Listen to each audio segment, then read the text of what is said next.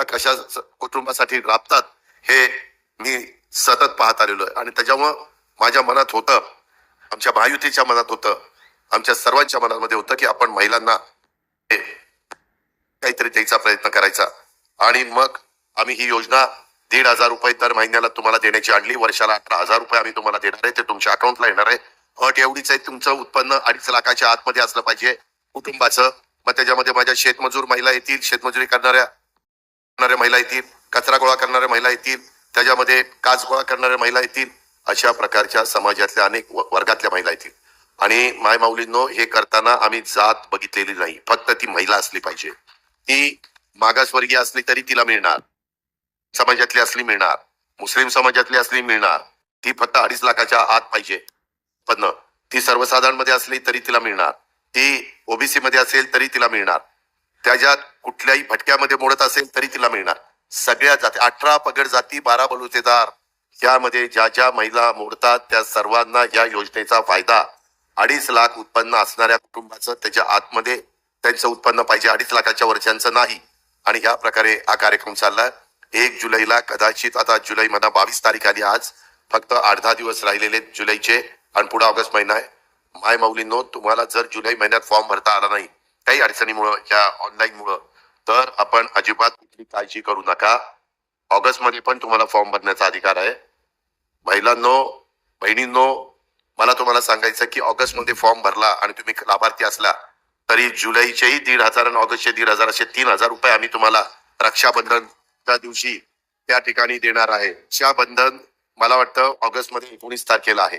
ही एक प्रकारची भाऊबीज समजा, एक प्रकारचं माझ्या महाराष्ट्रातल्या महिलांना सक्षम करण्याच्या करता, आर्थिक मदत करण्याच्या करता, आणि तिनं स्वतःचा त्याच्यातनं जे प्रश्न अडचणी आहेत त्या त्याच्यातनं सोडवा. एवढा मोठा पैसा 45 ते 50 हजार कोटी रुपये राज्यामध्ये दरवर्षी तुम्हा सगळ्या महिलांच्या हातात आले ऍडिशनलचे, तर ते मार्केटमध्ये काही ना काही खरेदी करण्याच्या करता दुकानामध्ये जाणार, किराणा मालाचं दुकान असेल, छोटं मोठं असेल, म्हणजे एवढी उलाढाल ही आपल्या राज्याची होणार आहे. फार विचारपूर्वक ही योजना आणली.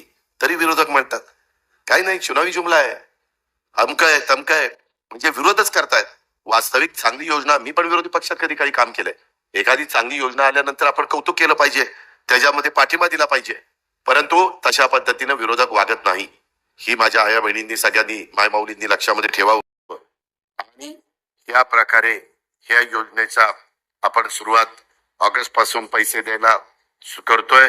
साधारण पहिल्या टप्प्यामध्ये दर 2 महिन्याला 3,000 असं ते जी घडी बसेपर्यंत करणार आहे, त्याकरता बजेटमध्ये तरतूद केलेली आहे. आपण सगळ्यांनी त्याचा अतिशय चांगल्या प्रकारे तुमच्या प्रपंचाच्या करता, तुमच्या संसाराच्या करता, तुमच्या स्वतःच्या जीवाकरता त्या रकमेचा उपयोग त्या ठिकाणी करून घ्यावा, अशा प्रकारची माझी तुम्हाला सगळ्यांना विनंती आहे.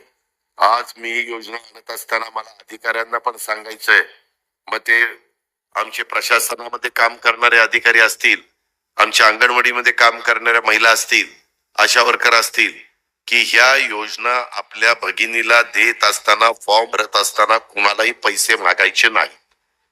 महिलांनो, हा सगळा तुम्हाला मोफत फॉर्म दिले जाणार आहे. आम्ही त्याच्याकरता तुमचा फॉर्म जो भरून घेतोय त्याला आम्ही 50 रुपये देतोय, ते शासनातर्फे देतोय. म्हणजे जर एखादी अंगणवाडी मध्ये काम करणाऱ्या महिलेने तुमचा फॉर्म भरून घेतला, सगळ्या काही गोष्टी व्यवस्थितपणे करून घेतल्या, तर त्याची नोंद होईल आणि तिला त्याच्याबद्दलचे 50 रुपये मिळतील. त्याच्यावर तिला पण तसं आम्ही काही वाऱ्यावर सोडलेलं नाही, ती पण काम करते, ती पण आमची भगिनी आहे, ती आमची माय माऊली आहे. अशा प्रकारे ह्या योजनेमध्ये आपण पुढे जातोय. त्याच्यामुळे कुणी चुका करू नका. जर अधिकाऱ्यांनी, तिथल्या कर्मचाऱ्यांनी, शासनाच्या कुणी पण, मग महसूल खात्याचा असेल, महिला बाल विकास असेल, मला तुम्हाला सगळ्यांना सांगायचं, अशा पद्धतीनं तुम्ही कुणाला पैसे मागण्याचा प्रयत्न केला आणि ते लक्षात आलं तर तुम्हाला आम्ही कामावरून काढून टाकू. आम्ही काहींना कामावरून काढून टाकलेलं आहे. काही ठिकाणी मी ते तलाठ्यांनी काही चुका केल्या, त्या पैसे मागितले होते, पुरावे त्या ठिकाणी आले, त्या कॅमेऱ्यामध्ये ते सगळं हे झालं, कॅच झालं त्या सीसीटीव्ही कॅमेऱ्यात. असं होता कामा नये, ही पण बाब आपण सगळ्यांनी लक्षात घ्या.